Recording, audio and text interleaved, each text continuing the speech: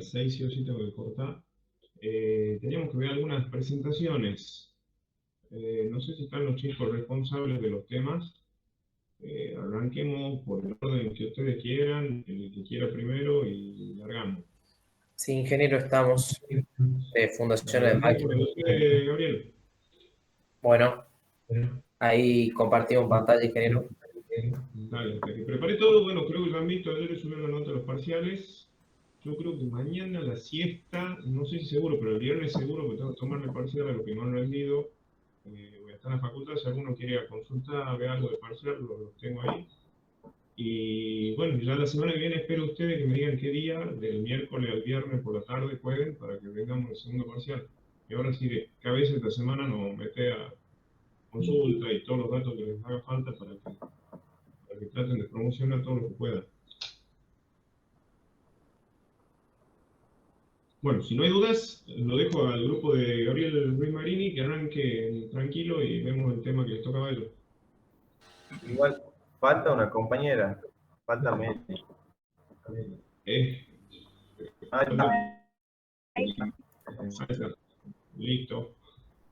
Largamos. Hola, buenas tardes chicos. Hoy nosotros vamos a hablar sobre fundaciones de máquinas. Y nuestro grupo está integrado por mí, Fischer Anne, Meliche Lucía, Robles Melina Noelia, Vargas Eraso Martín Nicolás, Glogolea, Gómez Juan Nicolás, Ruiz Macrini Gabriel Fernando y Sebastián Manlio Matías. Y ahora voy a empezar con la pregunta, ¿qué es una fundación de máquina? Es una fundación especial que tiene diversas aplicaciones, la cual se acopla a la máquina dependiendo qué efecto ejerce esta sobre el suelo. Existe una fundación de máquina apropiada para cada tipo de necesidad, dependiendo de lo que se vaya a realizar. Bueno, las cargas dinámicas son aquellas cargas cuyas frecuencias de vibración son lo suficientemente grandes y de igual magnitud que las frecuencias fundamentales del sistema analizado. Con rapidez varían desde un valor hasta un valor definitivo, produciendo así importantes aceleraciones de los componentes estructurales. Cabe mencionar que existen cientos de modelos teóricos para el cálculo de cargas dinámicas. Realmente las cimentaciones reciben cargas vivas y muertas, eso lo sabemos, pero en este caso específico, las cimentaciones para máquina se adicionan las cargas dinámicas. Las cargas dinámicas no pueden ni deben evadirse del tema de la cimentación de maquinaria, ya que la existencia de este tipo de carga está implícita en la funcionalidad de impartir el movimiento. Dentro de las cargas dinámicas nos encontramos con el efecto vibracional.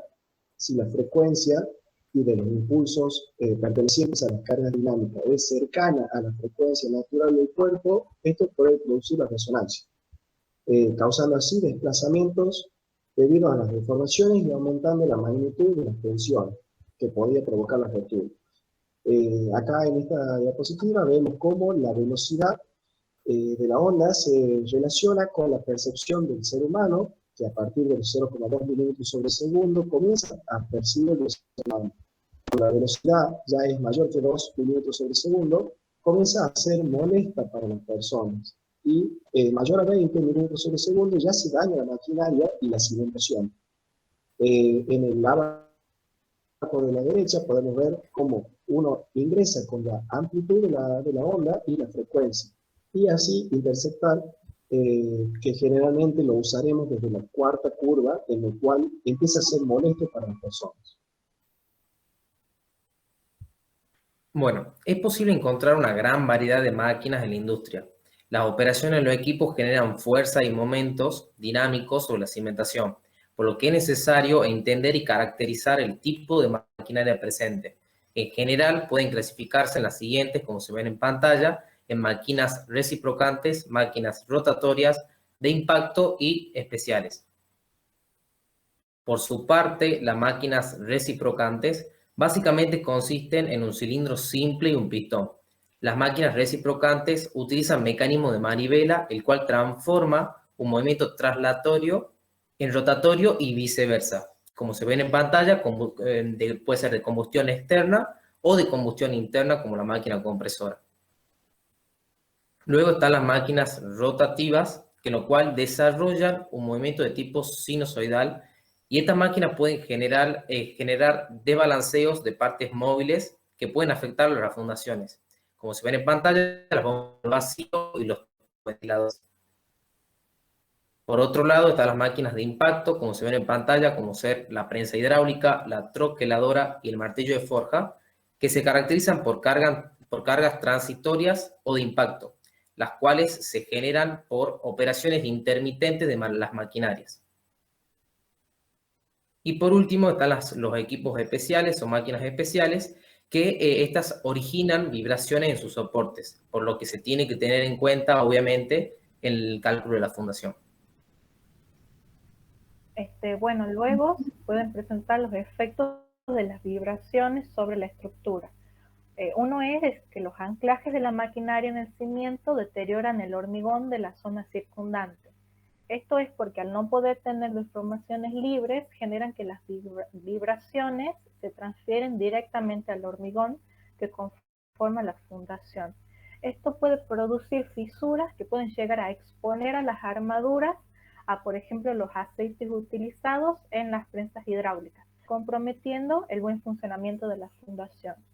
Y por otro lado, la variación de las tensiones inducidas produce efectos de fatiga en el hormigón y en las armaduras.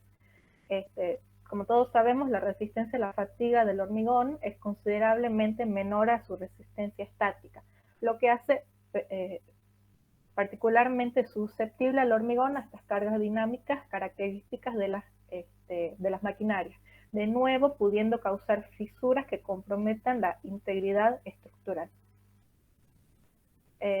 Después, es de gran importancia tener en cuenta las problemáticas por las vibraciones de máquinas. Por ejemplo, si una máquina está rígidamente atornillada al piso, el movimiento vibratorio de la máquina en sí mismo puede ser reducido, pero la vibración transmitida al piso será grande. Esto puede producir efectos perjudiciales incluso a largas distancias. Y por otro lado, si se proporciona un soporte flexible bajo la maquinaria, esto puede causar un movimiento significante en la máquina donde su operación normal o durante su arranque o el apagado de la misma.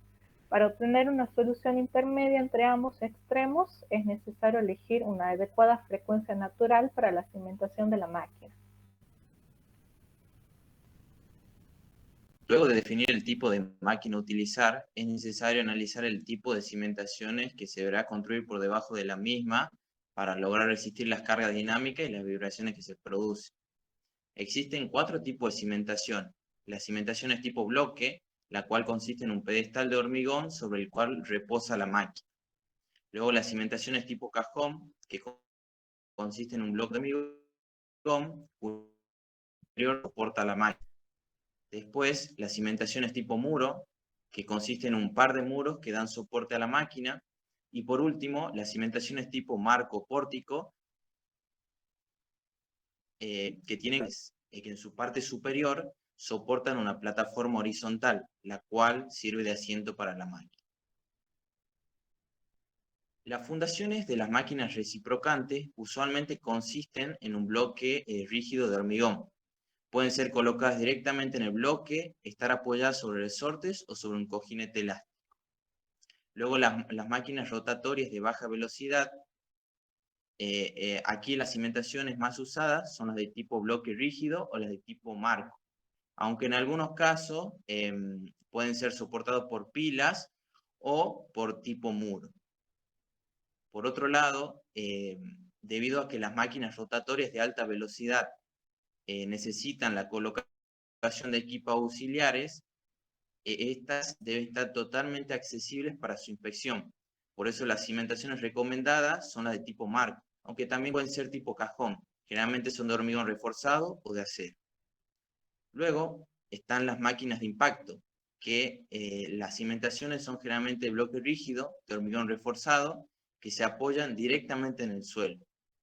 Aunque cuando las condiciones del suelo no son las adecuadas, el bloque puede ser soportado por pilas. En los equipos especiales se suelen originar vibraciones, por lo cual la cimentación no debe permitir grandes movimientos de su estructura. Por eso es importante que el diseño de la cimentación sea el adecuado para cubrir las especificaciones de servicio y asegurar un buen funcionamiento. Por último, otras máquinas como los tornos tienen muy poca fuerza dinámica, por lo tanto pueden ser atornilladas al piso sin necesidad de una cimentación especial. Ahora vamos a hablar de los requisitos a la máquina. Está la ubicación. Las zonas de las máquinas deben estar separadas de edificios, conexiones o máquinas adyacentes mediante juntas adecuadas. También tenemos que asegurar la fuerte sujeción por medio de bulones de anclaje, solidez, estabilidad y resistencia. Esto para lograr que los movimientos de la maquinaria no sean excesivos, ya que generarían desperfectos en la operación propia del equipo. También tenemos que limitar el asentamiento, dado que los asentamientos excesivos y las deformaciones deben entrar dentro de los límites permisibles, pero podemos decir que en casi todos los suelos es posible cimentar máquinas. También tenemos que evitar las fuertes vibraciones, perjudiciales tanto para la maquinaria como los operarios y las estructuras vecinas. Este es un requisito más complicado de satisfacer, pero ya anteriormente mi compañero más o menos explicó las formas de resolverlo, así que no lo voy a detallar más. Y por último, hay que evitar la resonancia. Ya sabemos que la resonancia es cuando la frecuencia natural del sistema es igual a la frecuencia de operación de la máquina. Pero como los criterios de dimensionado de fundaciones dinámicas están redactados con el fin de evitarla, debemos asegurar que estas no sean iguales, tanto que una sea mucho más grande que la otra. Después tenemos los requisitos específicos del suelo. Primero, la cimentación debe ser capaz de soportar las cargas aplicadas. Es para evitar la falla por constante aplastamiento. También debemos evitar suelos arenosos y poco densos, ya que son suelos blandos y con gran capacidad de deformación. Además, tenemos que asegurar que el índice de humedad sea bajo, ya que así habrá poca retención de agua en la masa de suelo. Y por último, el nivel freático debe estar ubicado al menos a una cuarta parte del ancho inferior de la cimentación. Este límite de propagación de vibración agua-suelo es un buen conductor de las ondas de vibración. Bueno, método de aislamiento. En el comercio existen diferentes formas de medio aislante, que puede ser como el corcho, el fieltro, carpeta de neopreno con diferentes patrones, resortes helicoidales de acero. Estos son ampliamente usados en la práctica y hay una amplia oferta de montajes de neopreno a cortantes colocados directamente entre la base de la máquina y el piso, evitando con ello una costosa cimentación. Asimismo, se cuenta con resortes de aire o cojines de aire. En las imágenes podemos ver algunos de los métodos. Bueno, ahora vamos a mostrar un video en el cual, bueno, primero vamos a ver los bulbos de vibración en los puntos de apoyo de las máquinas. Y bueno, después vamos a apreciar acá las deformaciones que se producen debido a la carga dinámica.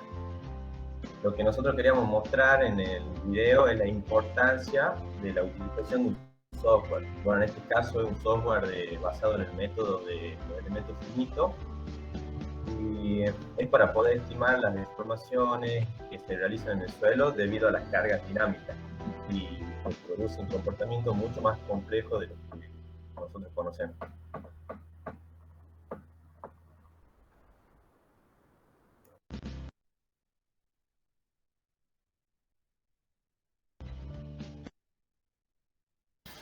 Para el último, la conclusión de fundaciones de máquinas. Dice que el diseño de cimentaciones para maquinaria requiere una atención especial.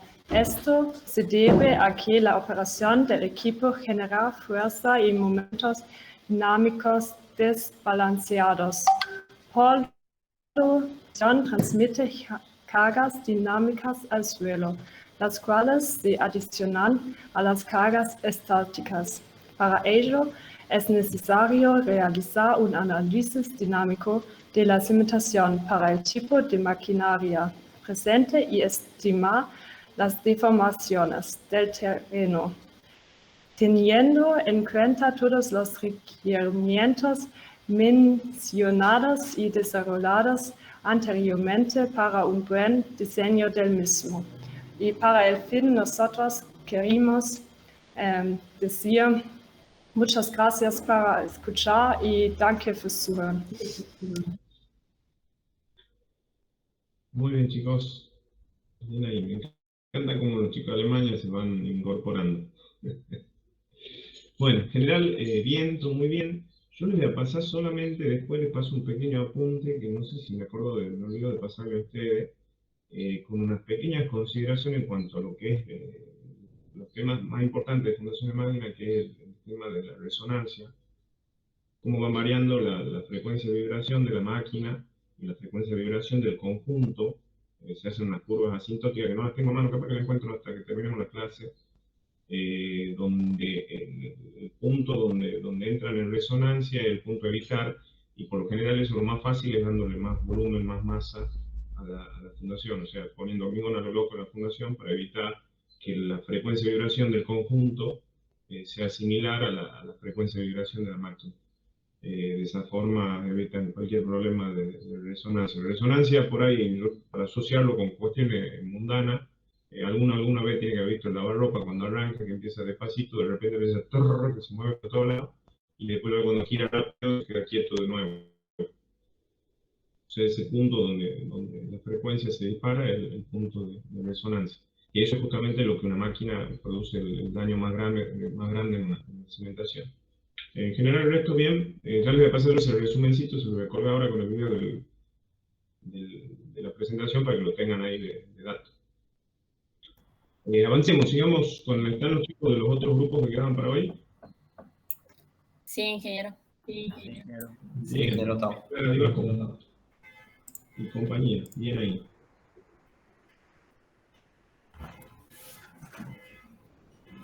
Ustedes tenían el tema de patología, ¿era? Bien ahí.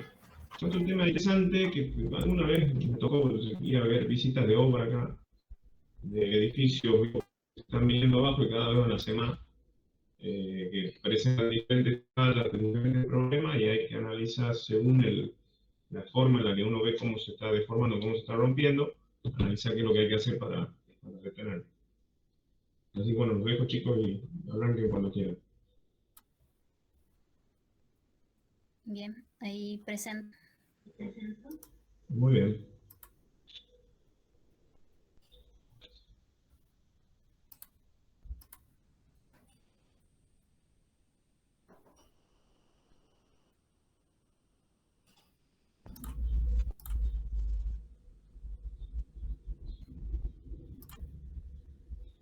¿Se ve? Sí, se está cargando. Dice cargando. Se ve.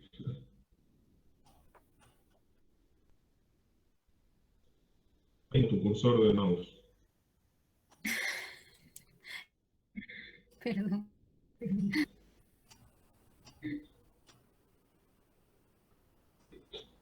Ahí está, ahora sí. ¿Se ve la presentación completa o...? Sí, no, sí se ve la pantalla de patología, integrantes, Divaco, Juárez, Mola, se ve todo. Bien.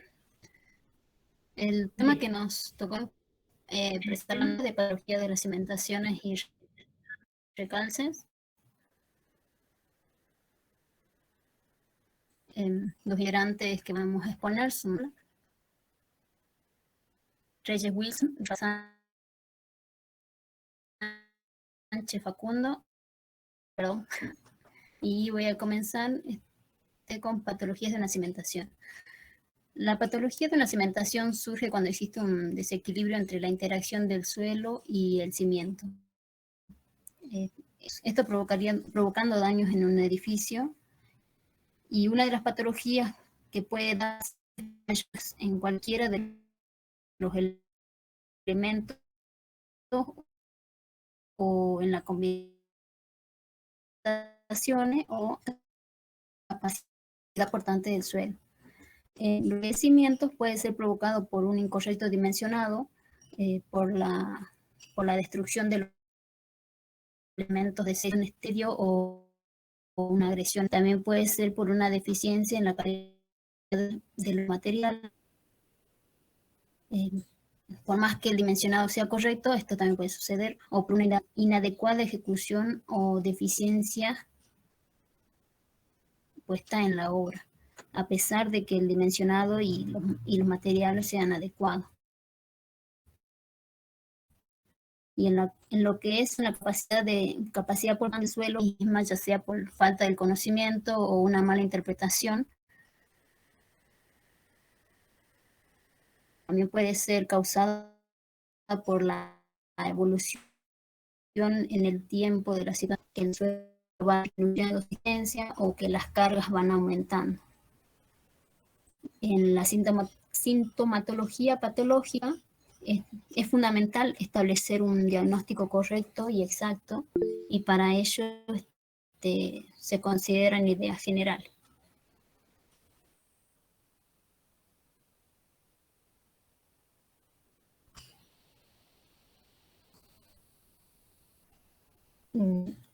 ¿Hola? Sí, te escuchamos perfecto, Jacqueline. Si querés, sí, está bien, apagar la Sí, repetidora.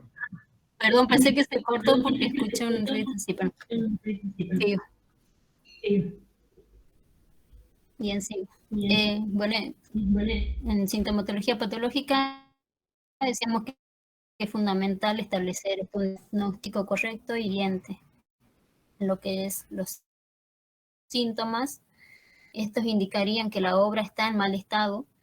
Por ejemplo, si tenemos en cuenta que la mayoría de las construcciones actuales son muy rígidas y no es admisible la deformación, entonces los problemas se darían mediante una fisura y en grietas. O sea, pero también tenemos que considerar las edificaciones antiguas, que ellas sí son flexibles y por lo tanto pueden presentar deformaciones. Los aspectos a considerar en las patologías de las cimentaciones serían la ubicación, que esta es la situación relativa de las grietas con respecto a los elementos estructurales que se verían afectados. En la forma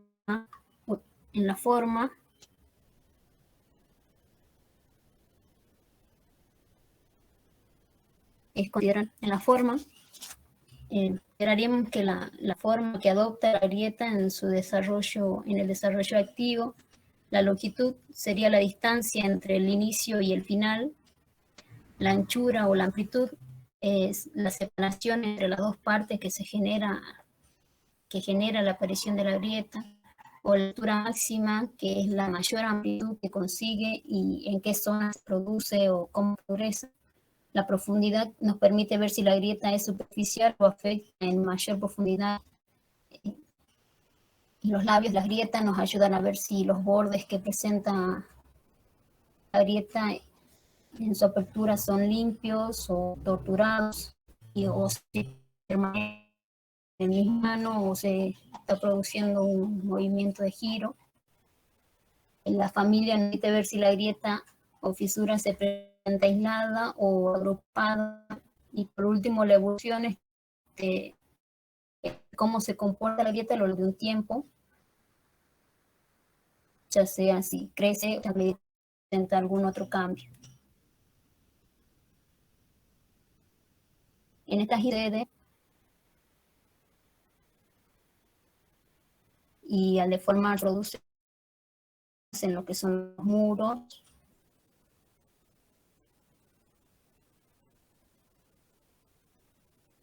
o las aberturas de abertura. Bien, siguiendo, debemos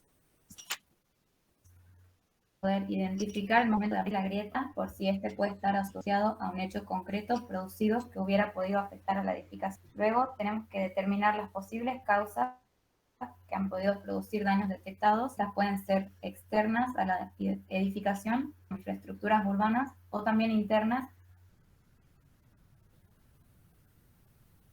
como fallos en la cimentación. Cumplir una hipótesis razonable y coherente sobre lo que ha podido producirse para que se presente el estado de daños detectados.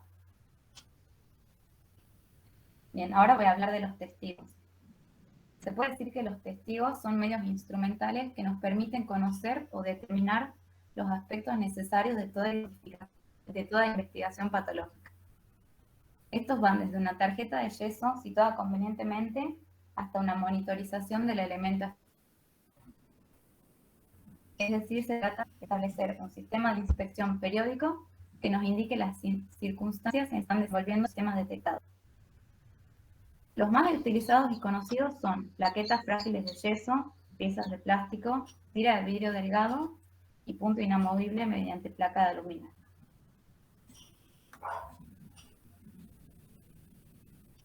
¿Puedes pasar la diapositiva? Sí. Bien, la plaqueta frágil de yeso es una plaqueta de 10 centímetros y 4 metros, también se le llama tarjetón. Se la sitúa sobre las grietas en lugares corrientes y nos indica la actividad del problema que origina las grietas. Es decir, el problema ahí sigue vigente. Y esta también nos puede indicar su evolución, que puede ser rápida o lenta. Después,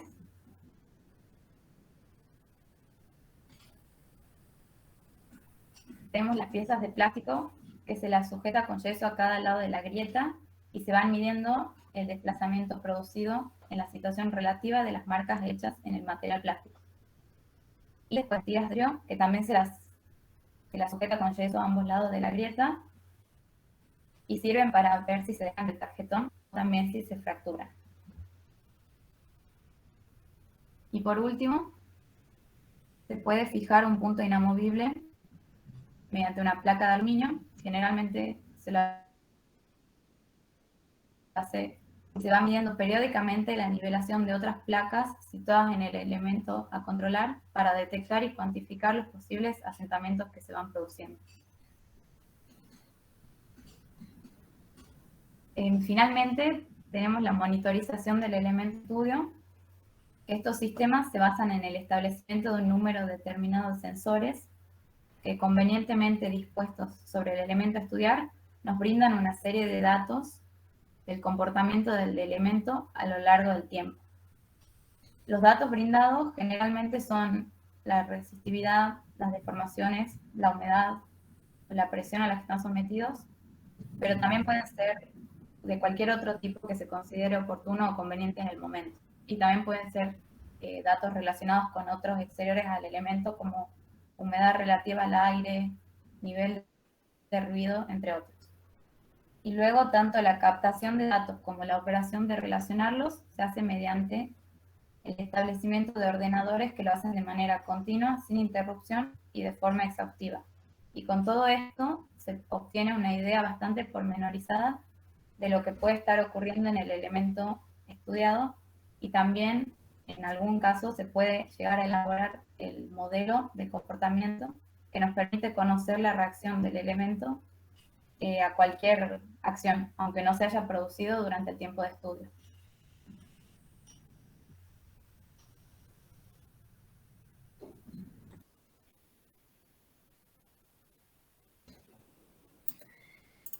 Voy a hablar de otras sintomatologías que podemos ver, que es, por ejemplo, el descenso de la cimentación, que presenta los siguientes síntomas en las estructuras horizontales del piso, que son una fisura superior del lado opuesto del asiento, una fisura del lado inferior en el techo del lado del asiento, saltando las piezas de soldería, un desprendimiento de la soldería indicando una flecha de la viguería.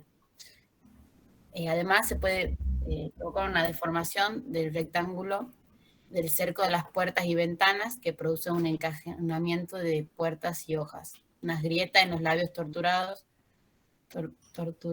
como resultado del esfuerzo de comprensión, unas grietas limpias por agotamiento de atracción. Además, la diapositiva, se pueden producir grietas aisladas o en familias en forma de parábolas que aparecen en los cerramientos y en los parámetros verticales, presentándose más tendidas cuando más lentos son los movimientos producidos en el fallo de la cimentación. Estas pueden ser fenómenos lentos que incluso inducen al mortero de unión de las distintas piezas, pueden que no haya acomodación de la fábrica y pueden llegar a ser grietas verticales, como en la posible confusión de otro tipo de grietas. Luego, pasar por favor la diapositiva. No. Tenemos los fallos en la cimentación, que pueden ser fallos en el proyecto o fallos en la ejecución. Entonces, tenemos primero que podemos tener un desconocimiento del terreno, ya sea que haya habido falta de realización de ensayos para tener todas las características del suelo, extrapolaciones indebidas a la hora de considerar un determinado tipo de suelo, no haber tenido una consideración de todas las cargas, o que falte alguna o algo más, o menos. Errores en el dimensionado, o en el concepto del diseño, o en alguna consideración de una excentricidad, olvidar algún elemento estructural. Y además, tenemos los fallos de ejecución, que tenemos que saber que es muy importante tener previsto los pasos intermedios en toda la obra para así evitar que falten materiales o que haya falta de calidad, o algún fallo en la ejecución propiamente dicha.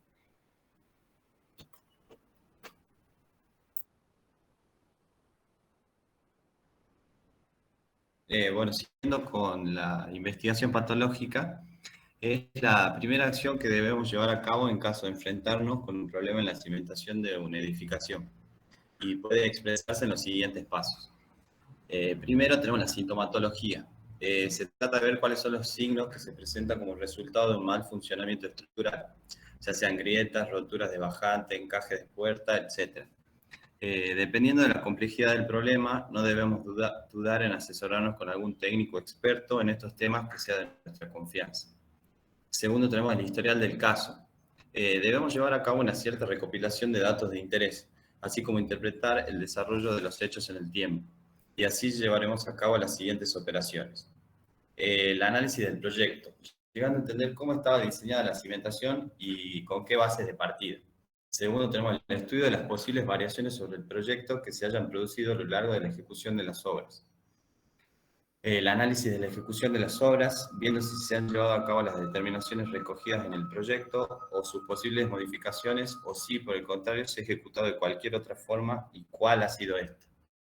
Estudio de mapas históricos que evidencien la localización en el suelo de alguna edificación o infraestructura que pueda originar cualquier tipo de problema a lo largo de la vida en la edificación, e incluso el grado de consolidación de los terrenos que van a ser sometidos a las presiones transmitidas por la edificación en cuestión.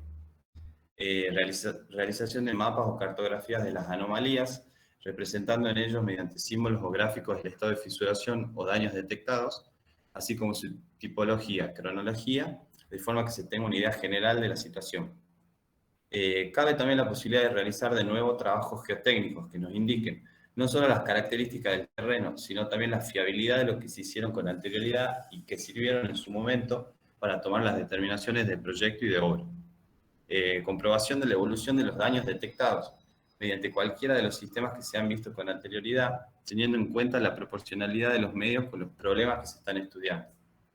Y tercero sería el diagnóstico, siguiendo con la metodología de las actuaciones ante patologías, que en primer lugar debemos separar cada uno de los fenómenos detectados y determinar la causa que pudo originarlos, y en segundo lugar, elaborar una teoría coherente sobre qué es lo que ha podido ocurrir, es decir, buscar la concordancia entre los datos que se derivan del historial realizado y de la sintomatología, poniéndolos de acuerdo mediante el estudio de las causas, de forma que se presente una hipótesis que justifique o explique lo sucedido.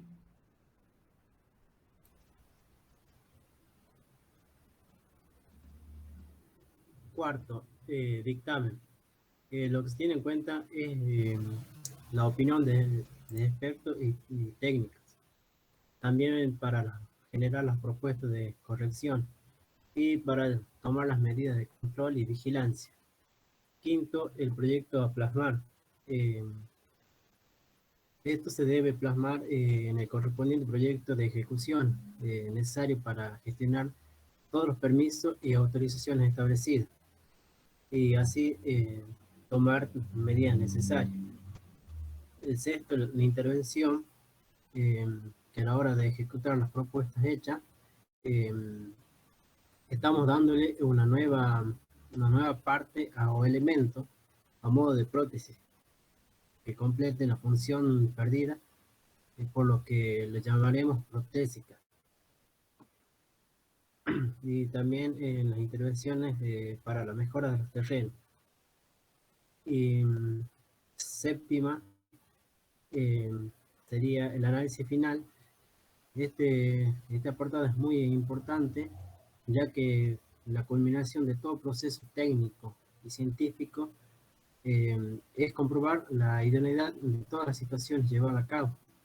El primer objetivo es ver si el dictamen elaborado en su momento se ha rectificado con la ejecución, y en segundo lugar es sacar las conclusiones pertinentes.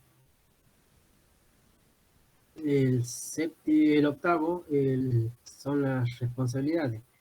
En este caso, de que se exigen responsabilidades, deben ser expresadas dentro del dictamen, siendo uno de los aspectos más desagradable en toda investigación. Pasar.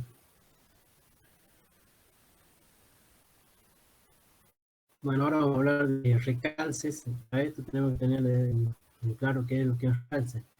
No es otra cosa que toda aquella actuación sobre cualquiera de los elementos que intervienen en la función de cimentación, sobre el cimiento o sobre el terreno, encaminada a volver a garantizar la estabilidad y el equilibrio perdido de una determinada edificación.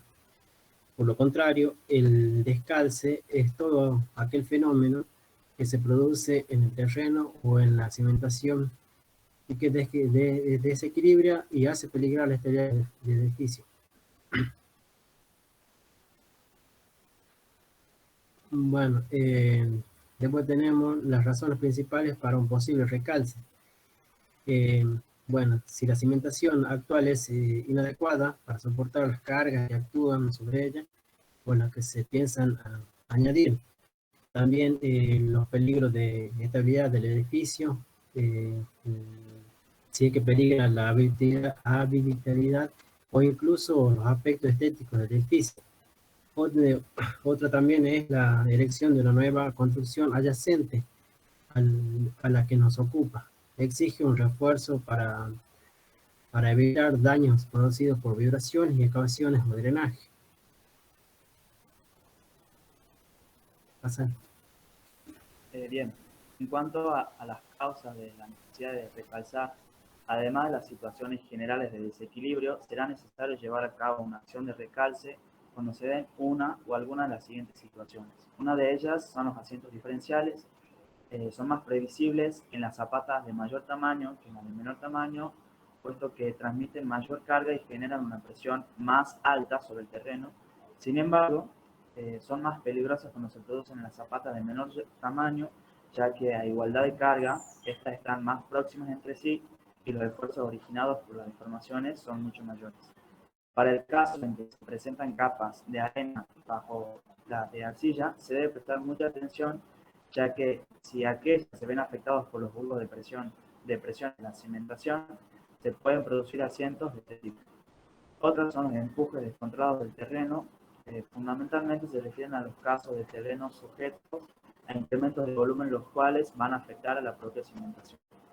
También están los deslizamientos, que suelen darse en terrenos en ladera y por lo tanto cualquier edificación que se sitúe sobre estos debe prever que se produzca este tipo de movimiento, que se ve favorecido por el aumento considerable del contenido de humedad, por lo que es conveniente mantenerlo estable mediante los correspondientes sistemas de drenaje.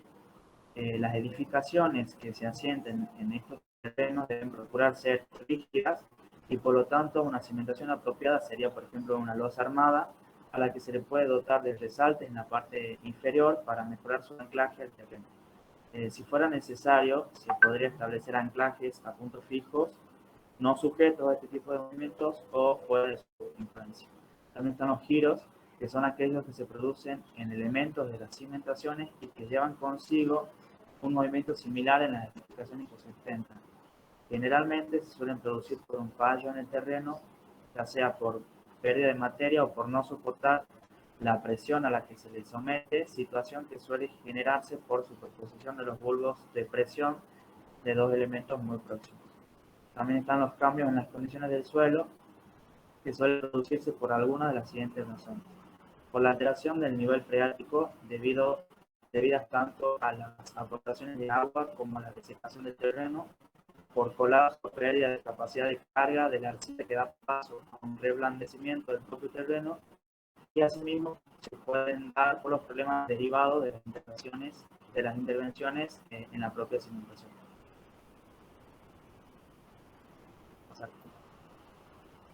Otro problema puede ser la presencia de árboles.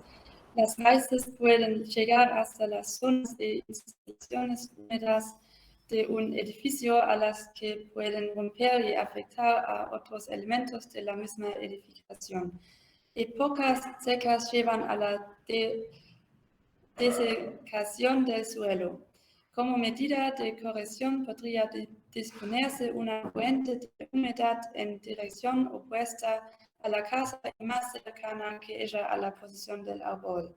La distancia de un árbol a una edificación no debe ser menor a su posible altura. Además, es muy importante cuidar las redes de abastecimiento y evacuación de aguas de forma que no sufran pérdidas que puedan alterar el contenido de humedad del terreno.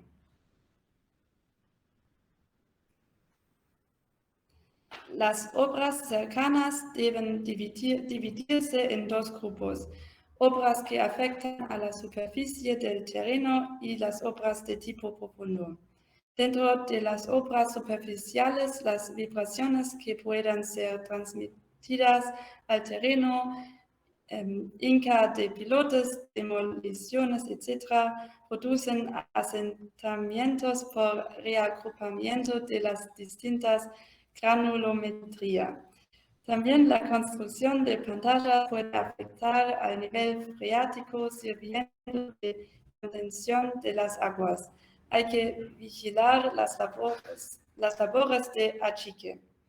Las obras de infraestructuras urbanas pueden causar también alteraciones de tipo superficial. Las alteraciones profundas del terreno estarán causadas fundamentalmente por obras desarrolladas en esos niveles, como las grandes obras de infraestructura o de transporte suburbano o territorial.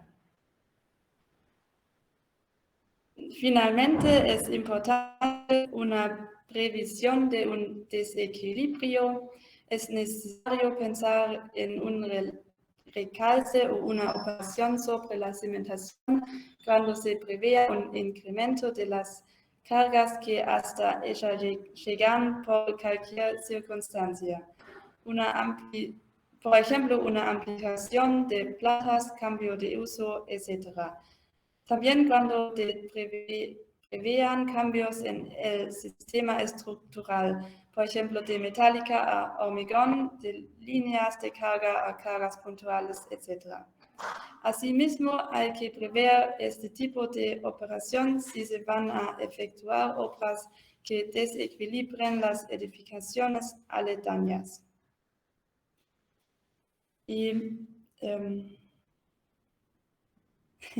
las fases de la operación de recalce son las siguientes: investigación patológica, prever una estructura auxiliar, operación de recalce y una siguiente etapa de puesta en carga que podría estar incluida en la anterior, como en el caso de que el recalce esté inmerso en obras de mayor amplitud. Eso sería todo. Gracias. Bien, chicos. Dos observaciones que le voy a hacer, que bueno, eso del tema de la distancia y de la virtualidad, por ahí les costó coordinar un poco el pase de las diapositivas y demás, pero eso es menor. Y sí, por ahí faltó alguna fotito, algún videito del tema del recalce. Pero bueno, se entiende, o sea, a veces hay metodologías muy variadas, muchos tipos de cosas distintas para hacer una obra una vez que se detecta que hay un problema, como bien lo planteó usted, un problema o de asentamiento o de estructuras cercanas o de lo que fuera, distintas operativas para volverla al lugar. Por ahí algún dibujito, algo para acompañarlo nada más. Pero el resto, en general, bien, todo en orden. Avancemos con el grupo que está quedando, uno de mejoramiento del suelo de fundación, ¿no es cierto? Sí, ingeniero, acá estamos. Bien ahí. Bueno, y este último tema que vamos a ver por hoy es otra técnica complementaria, cuando a veces ustedes se acuerdan con un medio de visita de obras que no daba la intención admisible del terreno y se optaba por fundaciones combinadas o otra tipología de fundación, en el caso que hemos visto era pilote con platea, y otra alternativa, lo que van a mostrar los chicos ahora, que es mejorarle las propiedades del suelo para levantar las tensiones y que se pueda fundar algo que en principio no se podía. Así que bueno, lo dejo con los chicos y veamos el tema.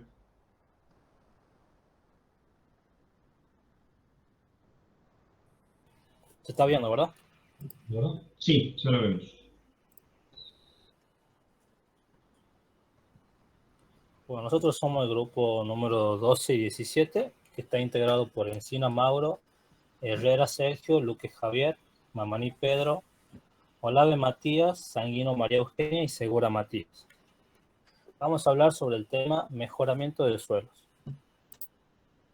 Se entiende por mejora o refuerzo del terreno al incremento de las propiedades resistentes o de rigidez para poder apoyar sobre él adecuadamente cimentaciones, viales o servicios.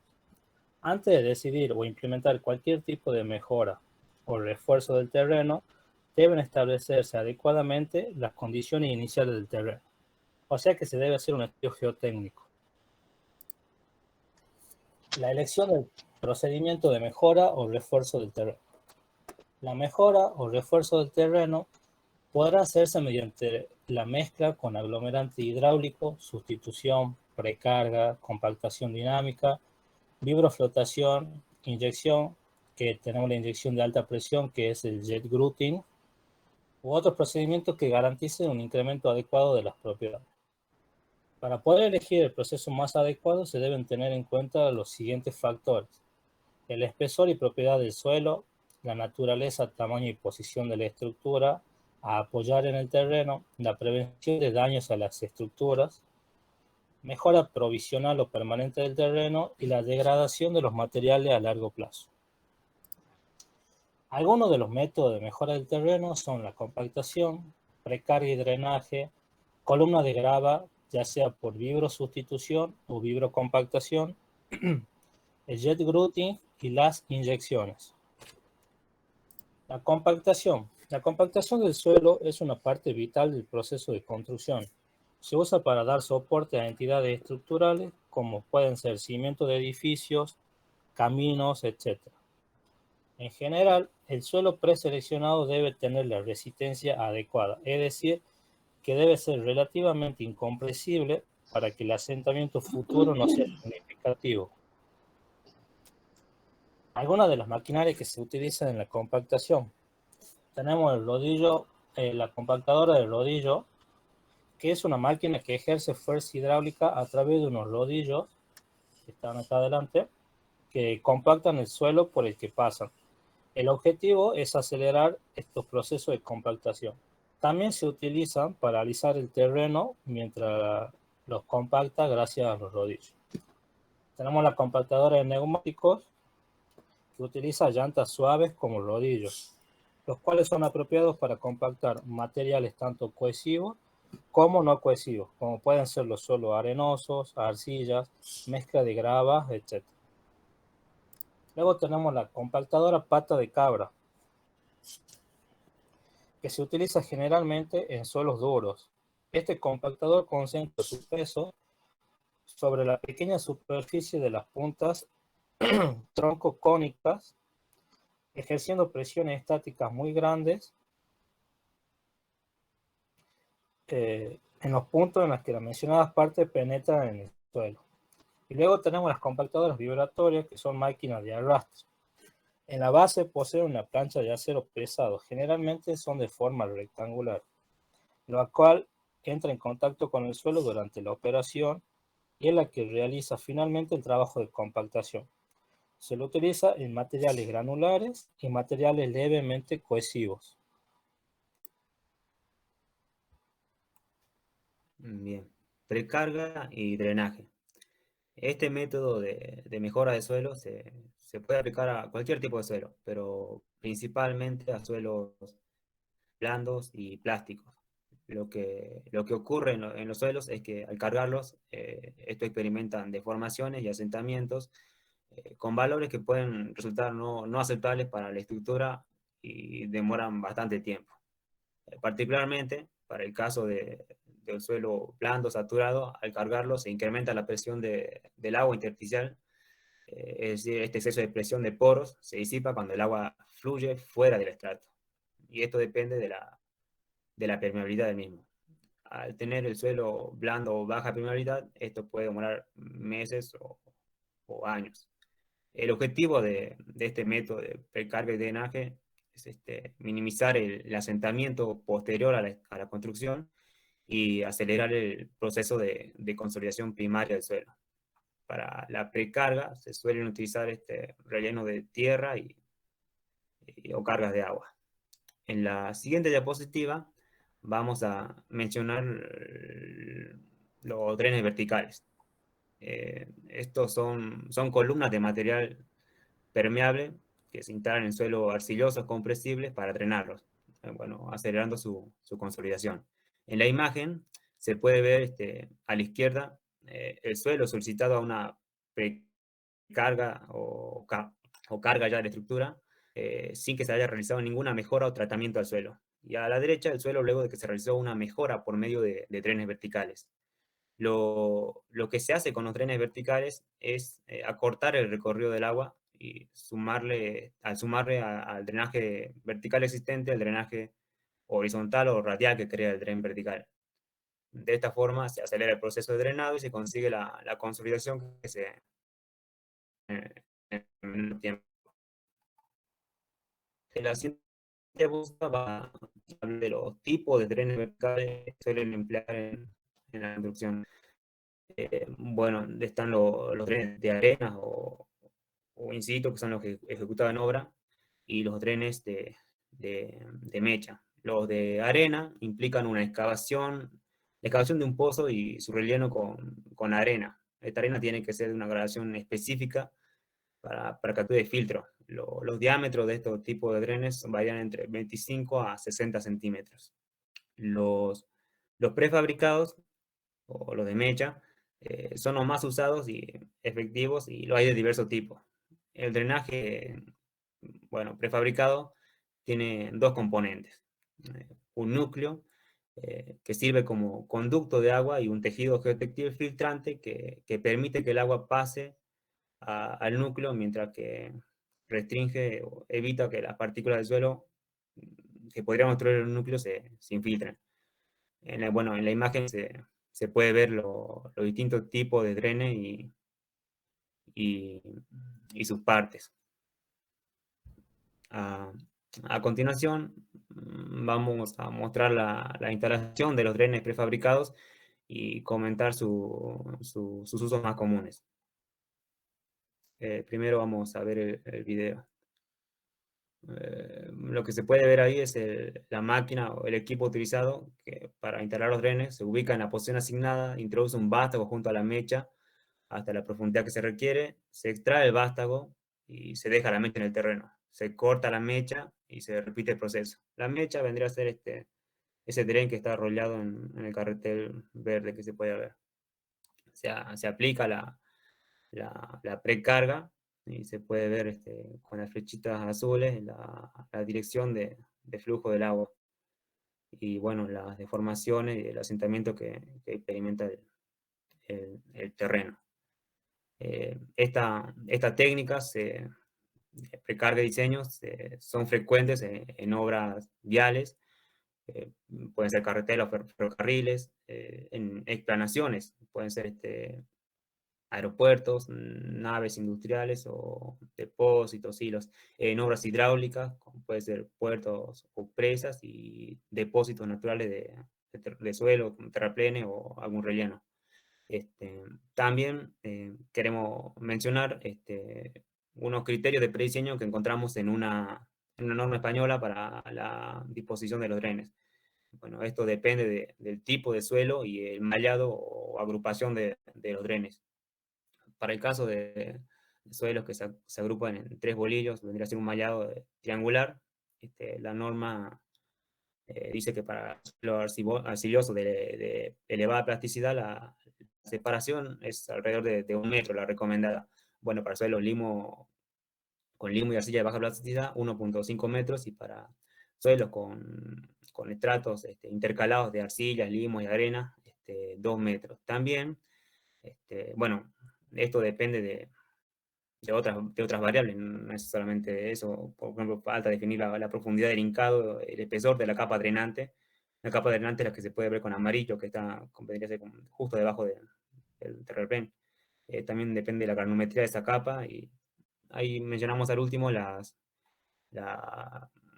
quienes formularon las hipótesis y métodos de cálculo para el comportamiento de los suelos mejorados con trenes verticales, que son la teoría que se ocupa para los métodos computacionales.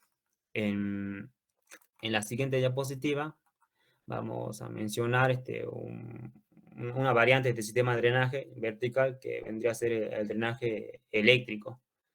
Este fenómeno se basa en el fenómeno de electroósmosis. El método se emplea para estabilizar arcillas blandas y limos al incrementar su resistencia y consolidarlos por la reducción de humedad. Se diferencia con otros procedimientos en que el movimiento de agua no se produce por gravedad, sino por efecto de un campo eléctrico. El agua fluye, como se puede ver en la imagen, desde los ánodos a los cátodos, en un medio poroso, saturado, que vendría a ser el suelo.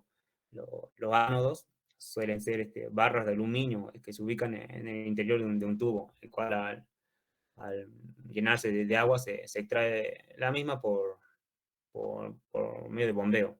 Los voltajes que se emplean en este método, la corriente, son de 30 a 120 voltios. Se puede emplear otros voltajes, pero ya ocurren otros fenómenos para lo que se debe realizar un estudio más exhaustivo. Una desventaja de este método es la ejecución y operación y la seguridad de los operarios al trabajar con electricidad, por lo que se emplean en obras especiales en obras especiales más que nada. Se puede ver ahí en la derecha el drenaje que se realiza previo a la excavación de un túnel para bajar el nivel freático. Por último, para mencionar estos métodos, vamos a hablar en la siguiente diapositiva de las ventajas del uso de estos métodos de drenaje o drenaje vertical. Bueno, el drenaje de agua está garantizado aún en el caso de presiones de suelo altas y deformaciones considerables. El dren se dice que es continuo. Hay pequeñas perturbaciones para el suelo y una mínima alteración del terreno. El periodo de construcción es breve, disminuyendo el tiempo de obra. Tiene un menor costo en comparación a otras técnicas, como ser el recalcado. A la derecha se puede ver un diagrama que se evalúa en costo y la profundidad en metros para mejorar el suelo, para precarga del suelo con remoción de dreno y, bueno, con drenajes verticales. La instalación es rápida, que es un proceso mecanizado. Bueno, aquí tenemos unas velocidades de una empresa que publicaba, que decía que son 70 a 100 metros lineal lo que se avanza con pilotes drenes verticales de arena, y 200 a 500 metros con drenes verticales prefabricados. La instalación se realiza a una profundidad de alrededor de 65 metros para los prefabricados y 40 metros para los de arena. En la imagen se puede ver, de la izquierda se puede ver los tiempos. En este caso es porcentaje de consolidación que se alcanza para la consolidación deseada y el tiempo. En rojo se puede ver con drenaje verticales y el azul simplemente con una precarga en el suelo. A continuación vamos a hablar de otro método de mejora que vendrían a ser las columnas de grava, vibrosustitución, vibrocompactación. Bueno, Sí. la vibrocompactación y vibrosustitución son técnicas de mejora de suelos mediante vibración profunda. A diferencia del uso de vibradores de cabeza externos, bueno, se diferencia del uso de vibradores en cabeza externos al terreno, el uso de vibradores profundos que garantizan la mejora, que la mejora tendrá un mayor alcance en el terreno circundante al punto de tratamiento. Ambos métodos, vibrosustitución y vibrocompactación, pueden constituir alternativas de mejor plazo y economía para obras como ser fundación de edificios o estructuras industriales, como alternativas al cambio de suelo, pilotaje, fundación de terraplenes y estructuras viales o industriales para reducir asentamientos e incrementar la capacidad de carga y para mitigar la licuación del suelo. A continuación. Continúo yo, tranquilo. Bien, acá, bueno, veníamos hablando de la vibrocompactación. En este caso describimos qué es la vibrocompactación. Esta es una técnica que permite la organización de las partículas de suelo en una configuración más densa con vibración mediante el uso de sondas de vibración profunda. Esta técnica es más adecuada para arenas sueltas de grano medio a grueso, con un adecuado contenido de limo arcilla inferior al 10%. Puede aplicarse a profundidades de hasta 45 metros o más, según la capacidad de la grúa. Acá en este video vemos las fases de construcción. El aislamiento se produce cuando el vibrador baja por el efecto combinado del peso, la vibración y la inyección de agua. La compactación se da por pasadas sucesivas de abajo a arriba, compacta un cilindro de unos 5 metros de diámetro, el aporte de materiales. Se realiza en el aporte de materiales, lo que se hace es añadir terreno para compensar el cono de hundimiento alrededor del vibrador, y ya en el acabado se nivela la plataforma y se vuelve a compactar con rodillo. Continúa. Bien, las columnas de grava, también conocidas como vibrosustitución, son una técnica de mejora de suelo mediante la vibración profunda y aporte de gravas al terreno, formando columnas de grava compactadas que incrementan la capacidad portante global, reducen los asentamientos y mitigan el potencial de licuación sísmica. La técnica de vibrosustitución es más adecuada para arenas con un contenido de finos mayor al 10% y típicamente menor al 40%, o para arcillas que requieren algún nivel de apoyo o refuerzo lateral. Puede aplicarse en profundidades de hasta 45 metros o más según la capacidad de la grúa. Ahora vamos a ver el procedimiento de ejecución por una vía seca y con descarga interior, que consiste en aportar la grava mediante una pala cargadora hasta una tolva que, una vez cargada de grava, asciende por el mástil, guía hasta la cámara de descarga que se encuentra en el extremo superior del conjunto tubo vibrador. El vibrador se introduce en el terreno únicamente por vibración radial, desplazando lateralmente el suelo y sin extracción de material. Una vez alcanzada la profundidad de diseño, el vibrador se retira en pasada ascendente de 50 a 1 metro, de entre 50 y 1 metro centímetros, de forma que la grava introducida por la punta inferior del vibrador garantiza la continuidad de las columnas. La grava va ocupando el espacio libre y el vibrador lo compacta lateralmente hasta movilizar el empuje pasivo del terreno. Ahí se puede apreciar bien el video. Siguiente, por favor, Javier.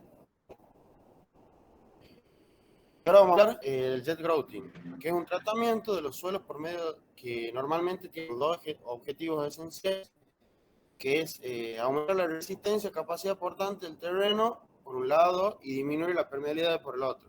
¿Si puedes pasar, Javier?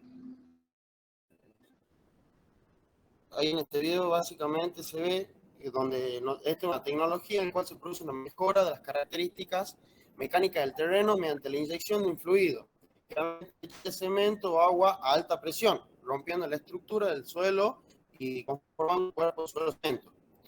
Su ejecución se desarrolla en dos fases. La primera es la perforación hasta la cota final. La segunda es la inyección de fluido y recuperación de la tubería simultáneamente. En este caso, las presiones de inyección son elevadas, que están entre 300 y 600 bar. Las variables de ejecución son presiones, velocidad de rotación, velocidad de avance y consumo de cemento fundamentalmente. El radio final de inyección dependerá de dichas variables y de la característica química del terreno. Otro método, como se dijo anteriormente, que es un conjunto de operaciones necesarias para rellenar huecos o fisuras no accesibles en el terreno. La finalidad de los tratamientos de inyección puede ser la mejora de las características resistentes del terreno para reducir su permeabilidad, colmatar los huecos del terreno y el sellado con estructuras. Para elegir el tipo de inyección debemos tener en cuenta la resistencia del terreno, la permeabilidad del terreno, si la queremos modificar, su durabilidad, si va a ser una construcción algo definitivo o temporal, el tipo de suelo, depende de su porosidad y su contenido de fino. Las inyecciones previenen el colapso de suelos granulares, movimiento de aguas subterráneas y controlan los asientos para la construcción de túneles. Controlan también las deformaciones bajo cimiento de estructuras adyacentes. La siguiente clasificación. Primero tenemos las inyecciones de consolidación que se realizan con el objetivo de mejorar las características portantes del terreno y reducir su permeabilidad. Se emplean en recalces, en túneles, como consolidación de terraplenes en cimentaciones. Y ahí en el video se puede observar, digamos, construcción de un túnel y su mejora previa. Vamos al siguiente. La técnica de inyección que se emplea generalmente es mediante tubos manguito, que consiste en la perforación y colocación en el terreno de unos tubos provistos de válvulas. Una vez colocado se sella el espacio anular tubo-terreno con una mezcla plástica. La inyección se realiza posteriormente a través de estas válvulas mediante la introducción de un obturador neumático. La inyección se realiza por fases, introduciendo volúmenes limitados en cada espacio. En el video puede observar cómo se trata de solucionar el sentimiento de esa estructura mediante inyección.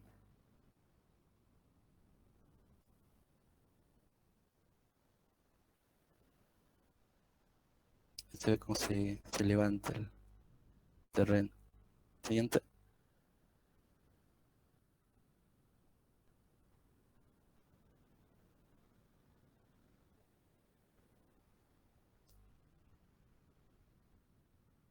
La inyección por compactación se realiza con intención de mejorar el grado de consolidación del terreno. Esto quiere decir mejora la resistencia y su rigidez. Consiste en inyección a presión de una mezcla de cemento de alta consistencia para formar un bulbo de inyección que comprime y compacta el terreno. Esta es una inyección lenta y controlada. Y además el terreno es desplazado y compactado a medida que el material se inyecta. No quiere decir que no sale hacia afuera, hacia el nivel del terreno. Su uso frecuente es apropiado para relleno de escombros o suelo mal compactado suelo suelto o colapsos de suelos licuables. También ayuda a aumentar la capacidad portante.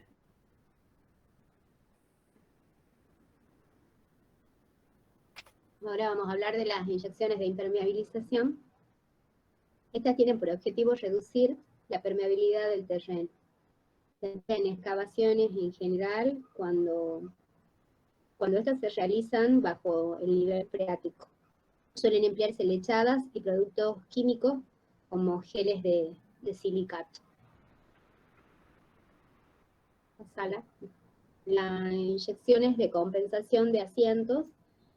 Estas inyecciones se realizan con el objetivo de inducir movimientos controlados en el terreno que compensen los producidos por las causas. Se emplean principalmente en trenes urbanos como protección, identificación ante la deformación inducida en el terreno durante la excavación. También recalces, autovías, también se pueden presentar. El proceso de inyección debe ser muy controlado con el apoyo de una correcta instrumentación. Generalmente se emplea la inyección mediante tubo de manguito, inyectando pequeños volúmenes de cada fase. La siguiente, para el caso de la inyección de macizo rocoso fracturado, en general las inyecciones de macizos rocosos se realizan para reducir el flujo de agua a lo largo de las juntas y discontinuidades del mismo. Los usos más frecuentes: reducir la permeabilidad de un macizo rocoso o suelo, aumentar la resistencia a la deformación estructural. Y en esta tablita se muestran las técnicas, cada una de las técnicas mencionadas de inyección, de acuerdo a la granulometría del terreno. Bien, sistema de congelación de terrenos. La congelación de la tierra es una técnica que se ha utilizado ampliamente para el control de aguas subterráneas y el apoyo de excavaciones para construcción. La congelación es adecuada en una gran variedad de suelos, incluso en suelos donde las inyecciones y otros métodos no lo son. El método consiste en congelar artificialmente el suelo, en especial cuando estos son blandos o saturados, siendo esta condición de saturados una condición necesaria para aplicar el método. El análisis y uso de este método precisa no solo de conocimientos en relación con la técnica de congelación, sino también sobre las propiedades térmicas y geotécnicas de los terrenos a donde lo aplicaremos. Pasará. A partir del método en cuestión, se consigue la impermeabilización y consolidación provisional del suelo para así soportar la excavación de túneles, pozos o galerías en terrenos bajo el agua, etc. El agua presente es congelada mediante agentes refrigerantes que nunca entran en contacto con el suelo ni con el agua que circula por este. El procedimiento consiste en instalar un conjunto de tubos o sondas, por lo cual se hará circular una sustancia refrigerante y cuya disposición y separación van a ser dadas por las condiciones de obra y del terreno. Las sustancias refrigerantes más comunes son las que se pueden leer en pantalla, así como el cloruro cálcico, el cloruro de magnesio, el cloruro de sodio, que sería la salmuera. Y vemos en vista de planta unos tubos refrigerantes y en línea de trazo la separación que eventualmente se le podría dar. Pásala. Los sistemas con los que podemos trabajar pueden ser cerrados o abiertos. El sistema que vemos en pantalla es un sistema cerrado, donde el fluido, en este caso salmuera en forma líquida, circula a través de los tubos a una temperatura de 30 a 35 grados Celsius bajo cero, y al evaporarse en dicha circulación, absorbe las calorías del terreno. Luego la misma sustancia, pero ya en forma de gas, se hace pasar por un compresor que en combinación con un sistema de refrigeración se licúa a baja temperatura y es conducido a un depósito en el que se almacena en forma líquida a alta presión para una siguiente nueva circulación. Pasará. Bien, ahora sí, en la figura de pantalla es un circuito abierto en los cuales se usa nitrógeno líquido a 196 grados Celsius bajo cero. Este llega a obra en un camión cisterna y es ubicado en un depósito para ser bombeado a los tubos y finalmente ya en forma de vapor ser expulsados directamente a la atmósfera. Este método es más caro que el anterior, pero también más efectivo, ya que la congelación se alcanza más rápido y, de ser necesario, se podría utilizar un sistema mixto, tanto con un circuito abierto y un circuito cerrado. Podríamos congelar el terreno de manera rápida con un circuito abierto y después, para mantenerlo así, con un circuito cerrado, que sería menos costoso. Obviamente las instalaciones deben ir por separado. Bien. Arcillas expansivas. Las arcillas pueden presentar distintos grados de expansividad dependiendo de la respuesta a la variación de humedad a la que se vean sometidas. Al ganar humedad, por ejemplo, estas presentan un aumento de su volumen, es decir, un hinchamiento. Y por el contrario, si disminuye la humedad, se provoca una retracción que podría llevar a un agrietamiento. La expansividad en las arcillas afecta una profundidad del suelo que llamamos profundidad activa y que es aproximadamente de unos 3 metros. Las grietas que podrían presentarse a causa de una retracción pueden ser de hasta 3 centímetros. Para conocer la expansividad de las arcillas, contamos con distintos ensayos, que los ensayos de laboratorio son los que vemos en pantalla, como un ensayo de Lambe o un ensayo de presión de hinchamiento, y también con métodos indirectos, como por ejemplo a partir de los límites de Atterberg, de los cuales podemos ver en la tabla que para un límite líquido alto y un índice de plasticidad alta, tenemos una expansión potencial alta, lo cual es muy lógico. Pásala. Bien, y ahora en pantalla vemos un movimiento de suelo a causa de las arcillas expansivas. A la izquierda es al fin de la época de lluvia, que se puede observar un empuje horizontal del terreno empapado, sería sobre el interior, y un empuje vertical de abajo hacia arriba sobre los cimientos por el hinchazón del terreno, ¿verdad? Y a la derecha, una imagen al fin de la época seca, un empuje horizontal del terreno confinado entre los cimientos hacia el exterior y un asiento vertical por la retracción del terreno.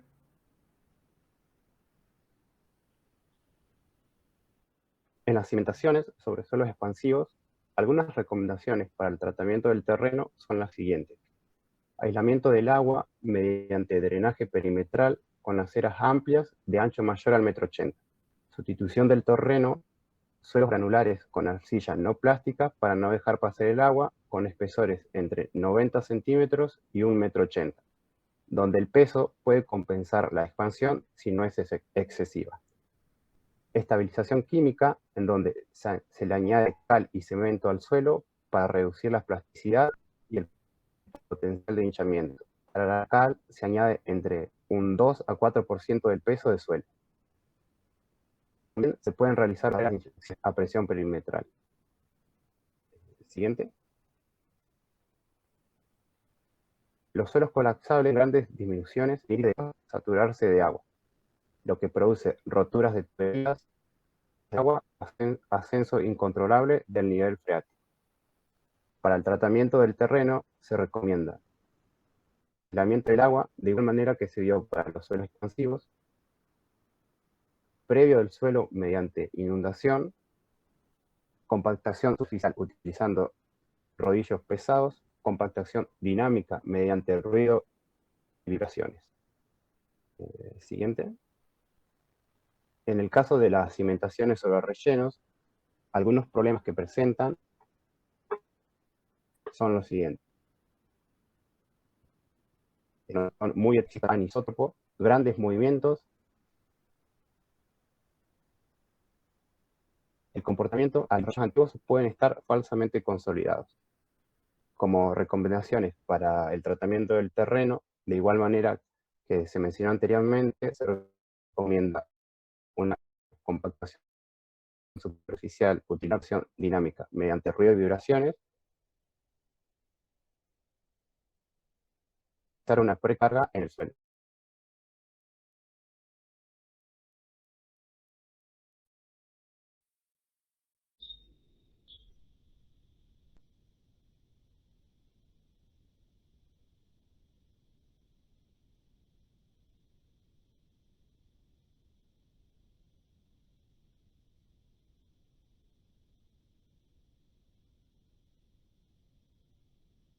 Bien, chicos, sea bastante gráfico, animativo, más claro posible.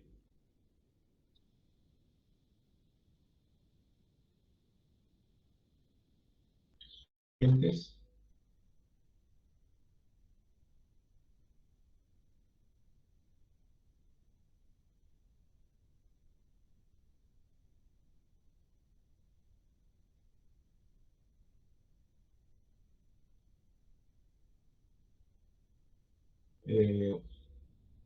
Y bueno, yo lo que algún grupo, alguien me preguntó, tenía algunas dudas con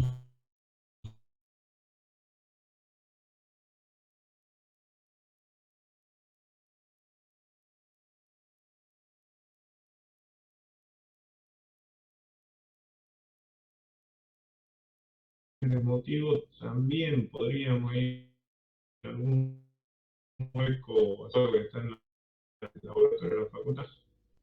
Así que bueno, el tiempo que queda ahora es para ustedes, para que aprovechen en consulta lo que necesiten. O cualquier duda. Buenas tardes. Ingeniero, disculpe, ¿lo podemos consultar el práctico?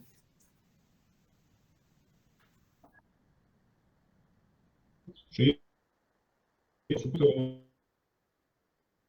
Dale, vamos. Puedo compartir la verificación, pero no nos pide un empotramiento muy grande para que corra el programa.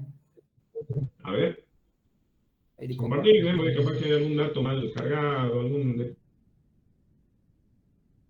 El Excel también tenemos de unos empujes.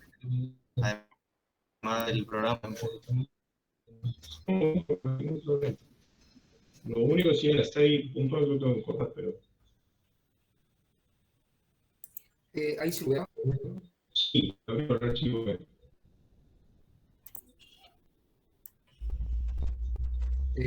Bueno, tenemos cargados dos estados.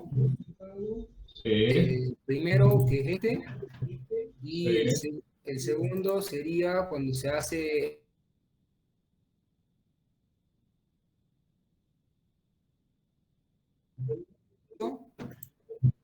Sí. Y bueno, después acá definí el hormigón, pero igual no variaban los cálculos, ¿verdad? No, eso no afecta mucho. Bien. La carga verbal también está cargada, era menos 20. Sí. Claro, Y, o sea, acá tenemos 270 el primer estrato y 417 el segundo. Y si cuando lo quiero hacer correr me sale este cartelito.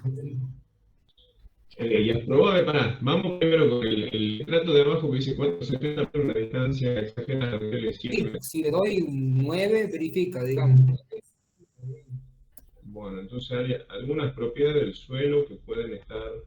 Para, ahí. Ahí lo calcaba. Claro, ahí verifico, o sea que por algún motivo vos de empotramiento no te está dando. Voy a poner las propiedades de los estratos y veamos a ver. Ahí está algo raro, hace que... Fíjate el que dice ZW, ponele 340 a los dos renglones, ese es el nivel de la napa. Ponle 340 abajo primero. ¿Y ahí lo hago correr? A ver, hacerlo correr con ese tal, a ver qué pasa. Ah, bueno, ahí... No sé por qué le tenés que poner el nivel de la napa bien, el mismo a todos. Es un detalle tonto del programa, que lo que debe tomar es como que cuando voy a acabar te queda todo saturado para arriba o alguna cosa así, por eso no te verificabas. Incluso bueno. ahora probá, bájale a 2 metros el empotramiento, seguro te tiene que verificar. Sí, por el nivel freático, pero te pone igual en todos los renglones. Probá de vuelta ahí. Ahí no. Ahí no va, pero ya estamos en valor chico.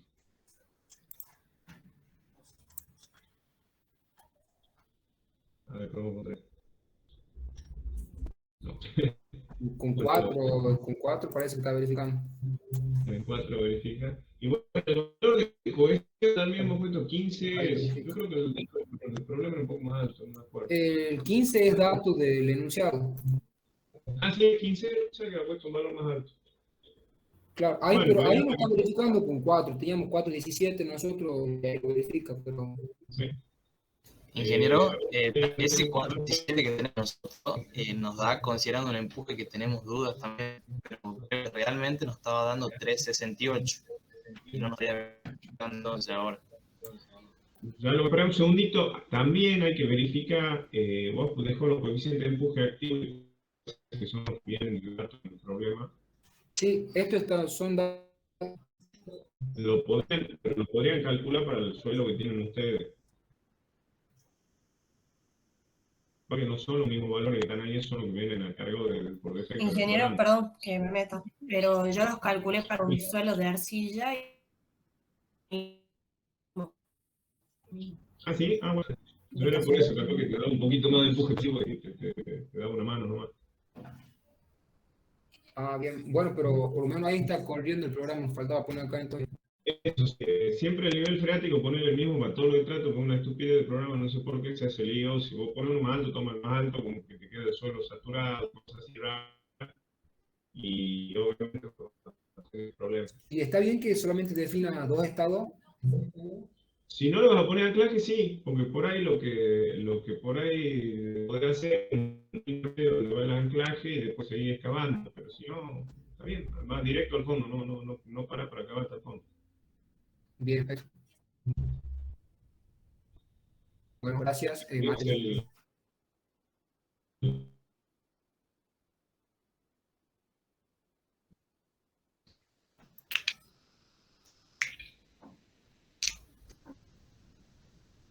¿Se ve? Sí, ahí estamos viendo. Bien, nosotros teníamos dudas en esta parte, que es el cálculo de empuje. Que es en esta zona que está la cota de fundación. Agregar un poquito de zoom. Sí, lo puede. Ahí se ve. Dice la cinta de arriba del Excel. A ver, lo cambio. Clic derecho en cualquier en el menú de arriba. Ahí. Ahí sí. Bueno, era referido a esta parte. Sí. Si el diagrama empieza en forma triangular o empezaba como trapecio. Que ahí te va a empezar como, o sea, vos vas a tener una carga uniforme que es la tapada que tenés desde la fundación hasta el nivel de terreno. Desde el 1.60 hasta el 0, todo eso se va a convertir en una carga constante y te va a dar un empuje constante. O sea, vos vas a tener un salto en el principio. O sea que esto empieza como un trapecio. Exactamente, va a empezar con un valor constante que es todo el Q que tenés arriba. Ah, bien. Y ese era ¿Te otra acuerdas del suelo cuando hacían? No sé si querés te lo hago, dibujito, espera, te comparto un segundo la pantalla. Compartir. Paint.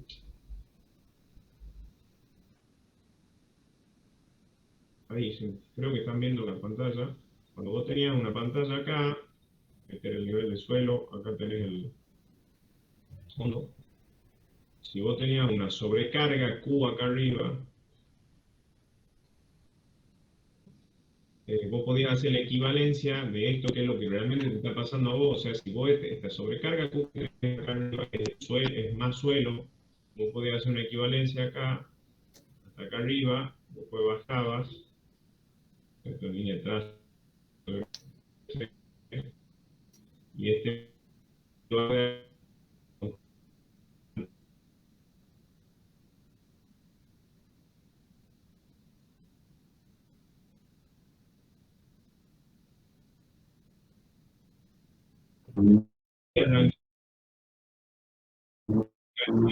es justamente sobre la pantalla.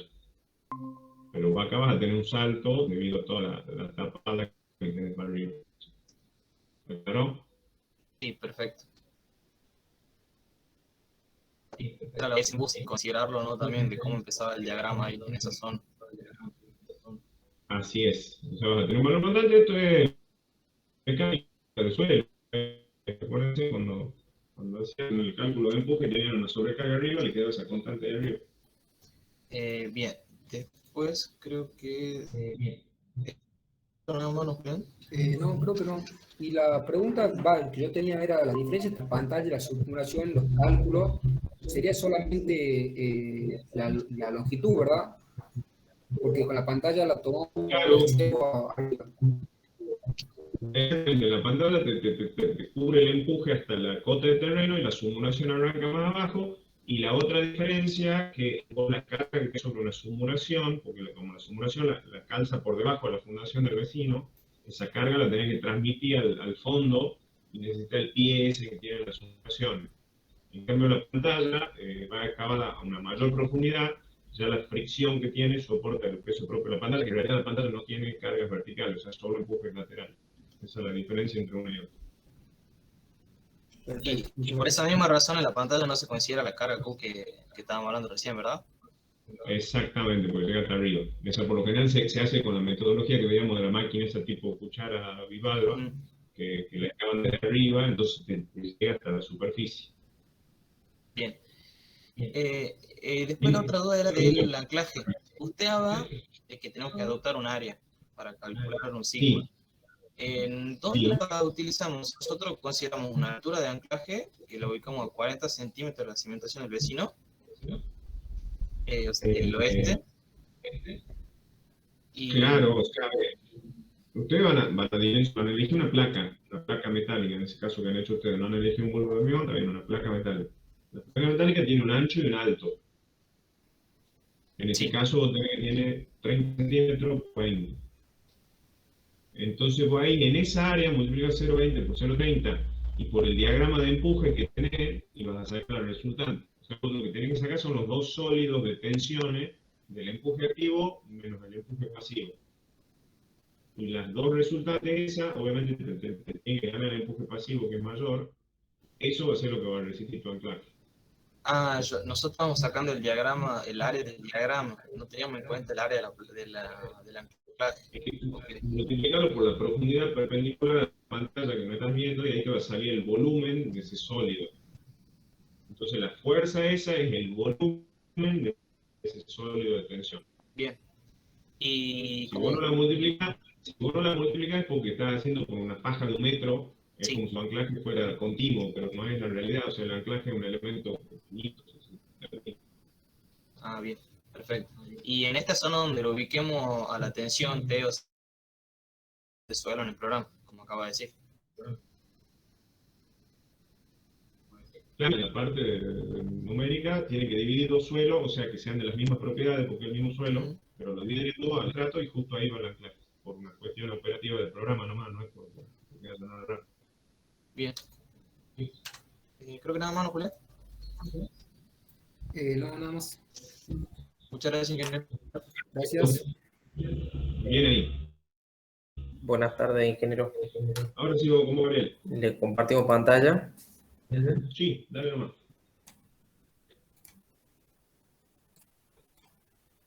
¿Ahí se está viendo? Todavía no. O sea, ahora sí. Bueno, teníamos varias dudas. Una de las dudas es cuando adoptamos la carga lineal para determinar el empuje activo, determinar este valor para entrar y sacar el coeficiente M, el valor de X hay que tomar el superior para entrar a la tabla. Nosotros estamos 0.35 porque a la parte del muro le dimos 0.2 y bueno, suponemos aquí que estaría 0.35 desde el punto más lejano del muro de...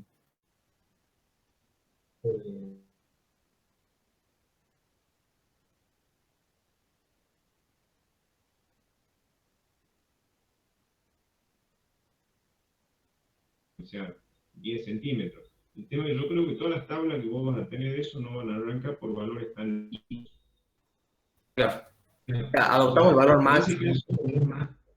Claro, o sea, el menor, el primero de la tabla. El primero de la tabla, claro. Claro. Y ya te estás poniendo un lado desfavorable, porque justamente la idea de eso es que la carga pase axialmente y que no te genere un empuje lateral. Obviamente que puedas Poner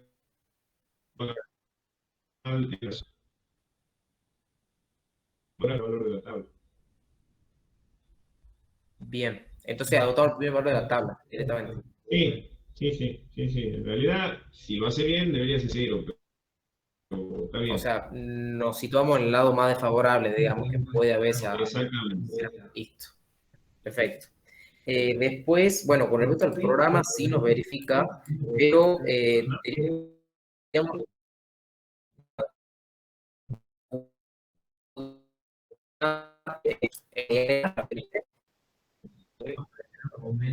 y verificar y ver la armadura.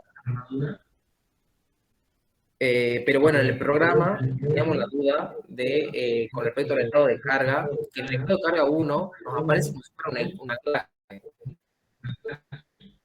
Pero no hay una clase todavía. Andate ahí arriba donde dice anchors. Hay anchors. Y ahí donde dice 50, bueno, lo pone 0. Perfecto. Claro. En el otro pone 1 también, el desplazamiento, o sea que no haya nada. Y en DW, 1. La columna al lado de la derecha es 1.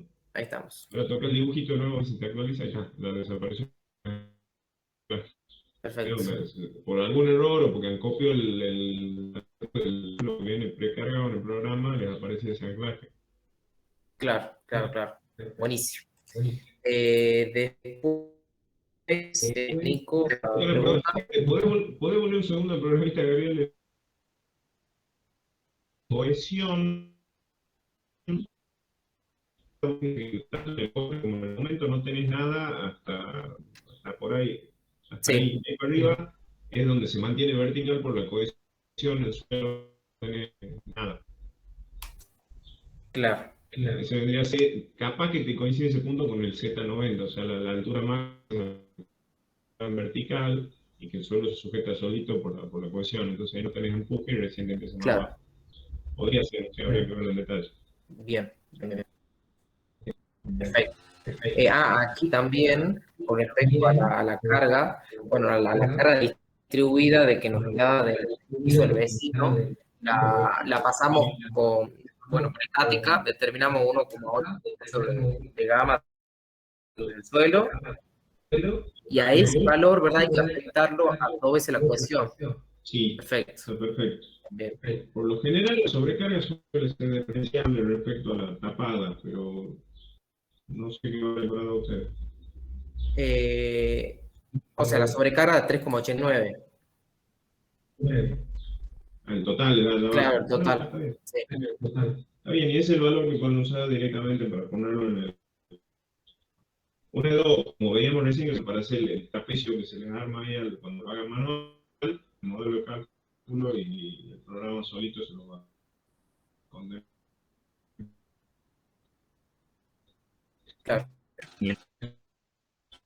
Otra duda que teníamos era a qué profundidad va el anclaje, porque nosotros la supusimos a 1,6 metros en el límite de la cota mediana oeste, pero no sabíamos si eso estaba bien o no.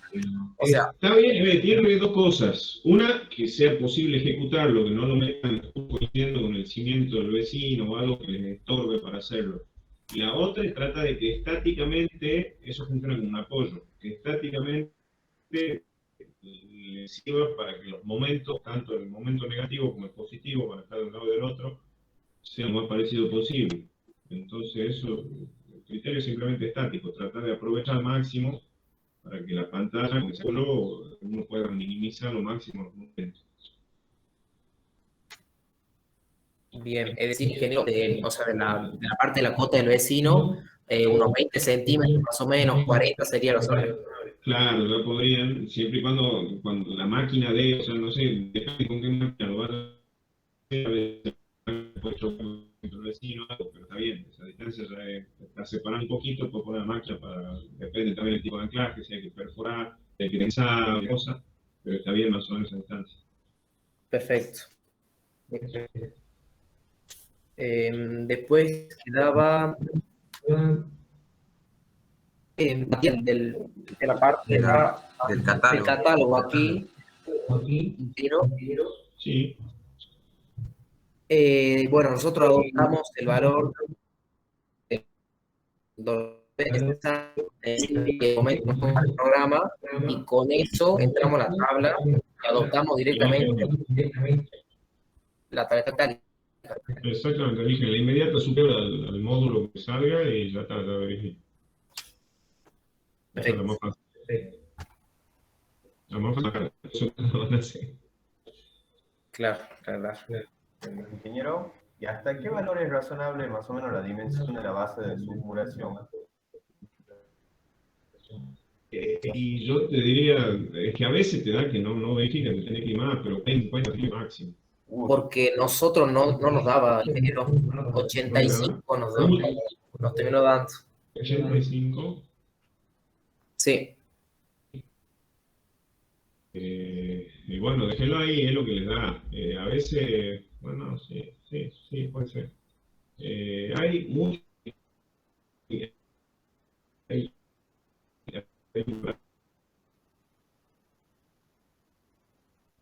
conexión entre el suelo y la pantalla, la parte que queda calculado similar a lo que hemos hecho en pilote, la fricción lateral de los pilotes, y eso también suma. Entonces algunos dicen, no, yo la bajo un poquito porque para la fricción me ayuda y compensa. Sí, es realmente lo que hace falta para soportar toda la columna esa que está pegando. Claro. Bien, perfecto. Eso creo que era todo. Muy bien. Muchas gracias. ¿Alguien más tiene alguna duda? Disculpa, profesor, yo tengo una duda sobre el parcial, si estaba definida ya la fecha. Por eso digamos que me confirmen ustedes, podemos el viernes primero, el viernes 3 de diciembre, cualquiera de esos 3 días por la tarde. Yo necesito que más tarde mañana o pasado me digan ustedes qué día pueden, no sus horarios, no les puedo poner la fecha. Y me confirman, se puede nos prestan anfiteatro entre las 3 de la tarde y las 7 de la noche, o sea, ahí tenemos que elegir 3 horas y rendimos ahí. En general nosotros hemos hablado de que podría ser el viernes, o sea, lo más tarde posible, porque rendimos el martes. O si se podía también el 6, pero tengo como opción esa fecha.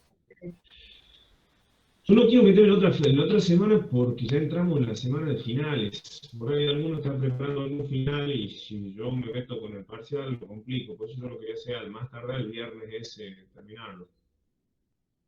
Por eso era el único motivo que no me quería meter. No sé cómo están todos, yo ahora solamente hay si ninguno quiere rendir o tiene que rendir la primera mesa de diciembre y quiere rendir el lunes ese 6 de diciembre, bueno, porque sea unánime, no quiero perjudicar a que tenga el final para ayudar un poco al resto. Bueno, sí se podría entonces, ya lo vamos a hablar por el grupo. Entonces. ¿Podría ser 6? Si todos están de acuerdo en rendir el 6, no tengo problema, para no perjudicar a nadie que esté preparando un final para la mesa de esa semana. Y ahí se me si pueden esta mañana, así yo veo si consigo anfiteatro el lunes 6 de diciembre. Ingeniero, y con respecto a la parte práctica, ¿irían los dos prácticos, el último también? Sí, también. Puede ser una pantallita simple de cálculo a mano o algún esquemita de pilote, de poco pilote para hacer el cálculo. Señor, ¿tiene ejercicio de parciales, como nos pasó por el primer parcial?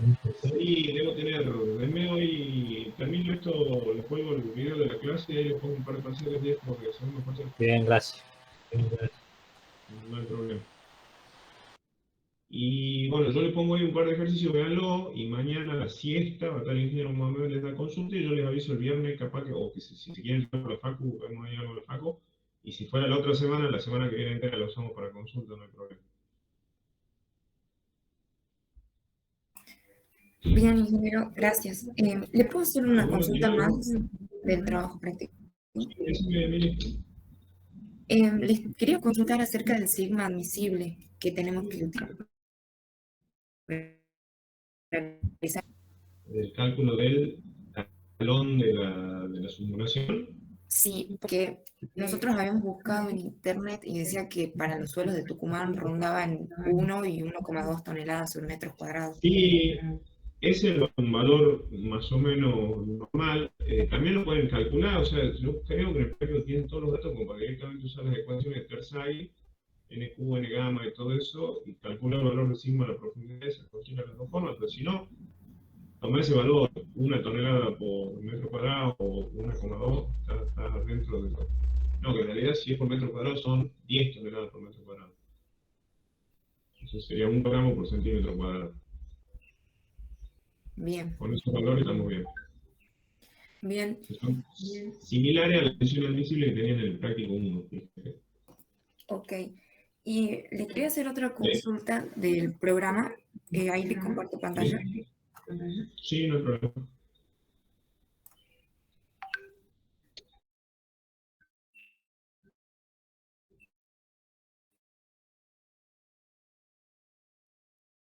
Hemos planteado 3 estratos distintos. El primero con la profundidad de excavación que nos dieron de datos. El segundo con el valor al que nos daba el punto C, digamos, de empotramiento. Y el tercero era con el valor de 0,2 por esa profundidad de empotramiento que nos había dado. Sí. Queríamos saber si eso estaba Es bien. necesario. No está mal lo que planteado, lo que vos estás excavando hasta el segundo estrato. Fíjate que estás excavando por debajo de la napa. Y el práctico creo que no llegabas hasta abajo de la napa. Sí, nos da por debajo el valor del punto C. Está bien, sí, pero no excavé hasta ahí abajo.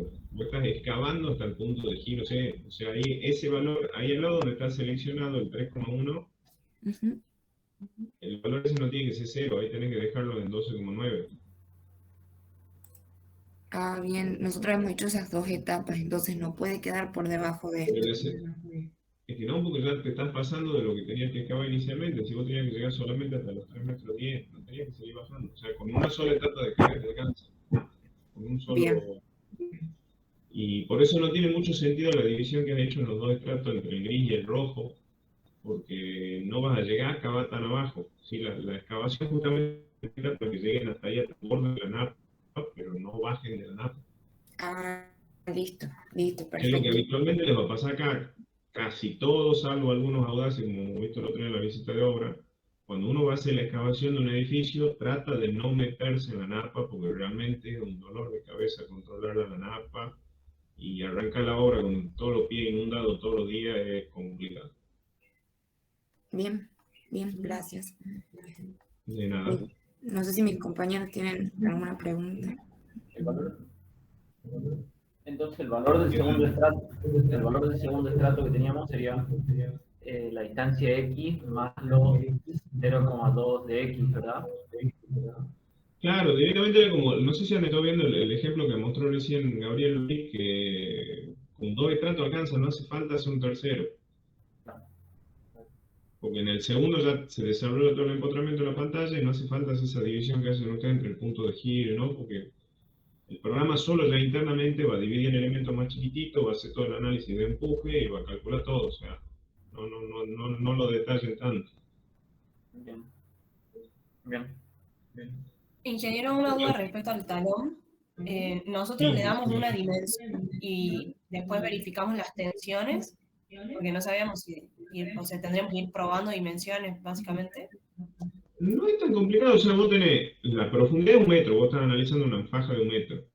Sí. El ancho, lo podés todo, y después calculas toda la carga, la dividís en esa área que tiene 1 metro por el ancho que vos hayas adoptado y ves qué tensión te sale. La comparás con la tensión admisible en esa profundidad y ves si verifica o no. Listo. Bien, bien. O también puedes hacer el proceso inverso, partir de la tensión admisible y fíjate, despeja el ancho que te hace falta para el talón ese y adoptar un poquito mayor. Ah, bien. Gracias. Cualquiera de los dos caminos es válido.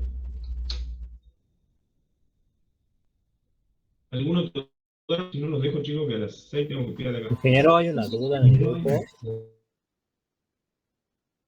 Si puede ser el parcial sábado, si hay alguna posibilidad. Complicado lo veo, pero no sé si me van a prestar anfiteatro el sábado. ¿Qué sería eso? O 4. 4. Complicado. Déjeme que pregunte. Desde ya le digo casi seguro que no. Tendría que ser o el viernes 3 o el lunes. Que complico conseguir la llave. En una presta, con los anfiteatros, ¿sabes? Bien, ingeniero, muchas gracias. Listo. Perfecto, chicos. Lo dejo que tengo que tirarme hoy. Cualquier mañana siguen con Mohamed y si no me dejan algún mensajito y seguimos el viernes, yo puedo seguir con consulta. Bien, ingeniero, gracias. Hasta luego. Bien, muchas gracias.